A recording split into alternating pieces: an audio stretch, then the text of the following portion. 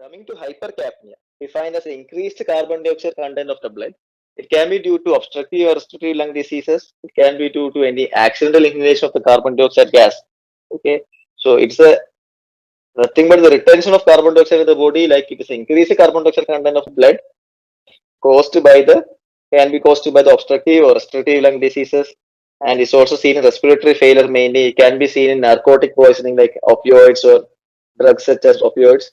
It can be due to accidental inhalation of the carbon dioxide gas. So these are the causes that can lead to hypercapnia.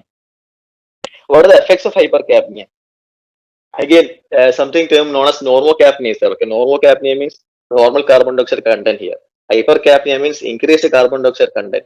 Hypocapnia means decreased carbon dioxide content. So again, the term certain terms are normocapnia. In some text you can see normocapnia. Normocapnia is nothing but a normal carbon dioxide content in the lung. So effects of hypercapnia, it can affect the respiratory system. It can affect the cardiovascular system. It can affect the blood hematology. It can affect the central nervous system. Okay. So in the respiratory system, the respiratory centers can be stimulated excessively, leading to dyspnea. Even also cyanosis also can be seen, but mainly respiratory centers in the brain are stimulated excessively, leading to dyspnea. That's the main thing you can see in respiratory system. You can see mainly bradypnea. Mainly there is a decrease in the respiratory rate. Bradypnea and tachypnea means decrease in the respiratory rate is known as bradypnea. Increase in the respiratory rate is known as tachypnea. Like normally it's 12 to 16 breaths per minute, but it can be a wide range of 12 to 20 breaths per minute, you can say. 12 to 20 breaths per minute is also a normal range, but many textbooks it is written as 12 to 16 or 12 to 18. But 12 to 20 is also, up to 20 is okay. So above that you tell it as tachypnea. Decrease less than 12 you tell it as bradypnea. So here mainly due to hypercapnia you can see bradypnea. Okay.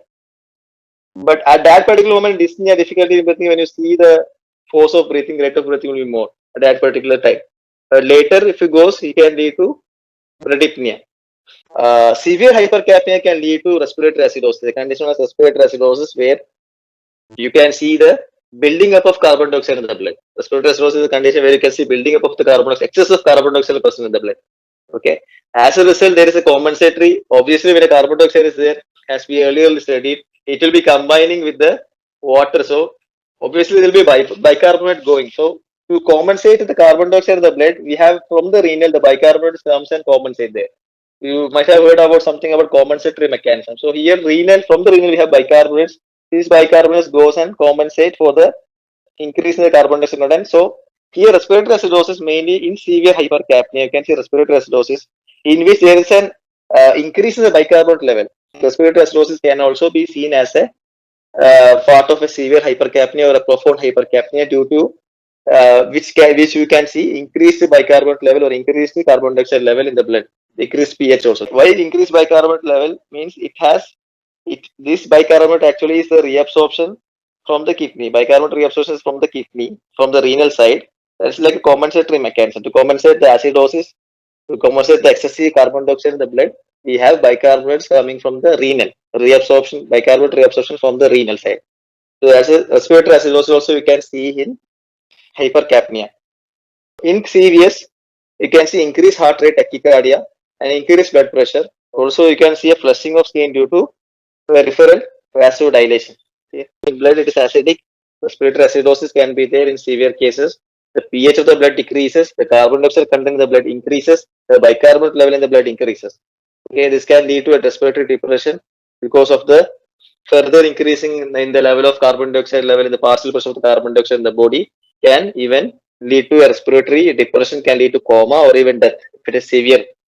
So respiratory acidosis is seen in in blood when it is a severe hypercapnia.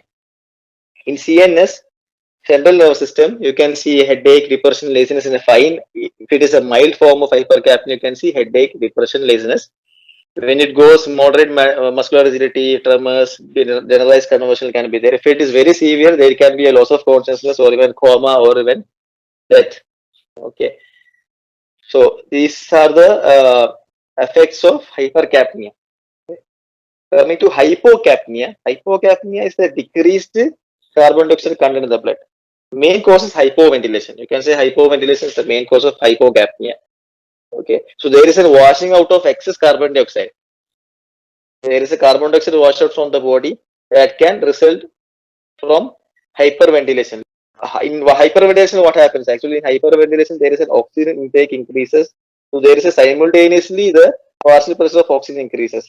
So this hyperventilation can be temporary. It is more commonly seen in the when you are exposed to a hot environment. Suddenly there is a temporary hyperventilation, and it is in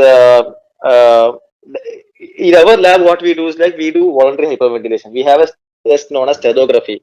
So to assess the hyperventilation, to assess the hyperapnea or apnea, we do a voluntary hyperventilation. Like we ourselves, we do voluntary hyperventilation. We breathe rapidly and fast, very fast and very rapidly, so that we can show that at the end of hyperventilation, we can see a period of hyperapnea and apnea. Soon after that hyperapnea, you can see a condition known as apnea. So here in voluntary hyperventilation, what happens?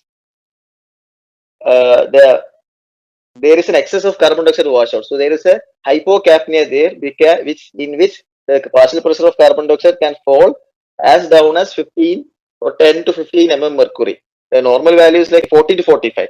So it comes very down as 15 mm, which can, which is a hypocapnia, decrease in the partial pressure of the carbon dioxide.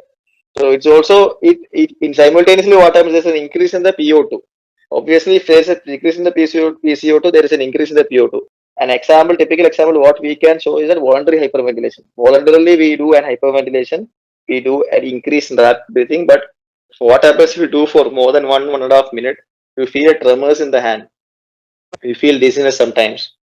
Okay, so we don't ask. Actually, the method is for 3 minutes, but we don't ask students to do for more than 1 minute. If you are feeling discomfort, stop there.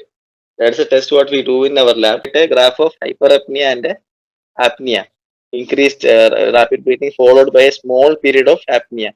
So here, hypocapnia is nothing but the decrease in the carbon dioxide content in the blood. In prolonged hyperventilation, there is a washing out of excess carbon dioxide can lead to a decrease in the PCO2 to about even 15 mm mercury and can have a rise of PO2 to about 130 to 140 millimeter mercury.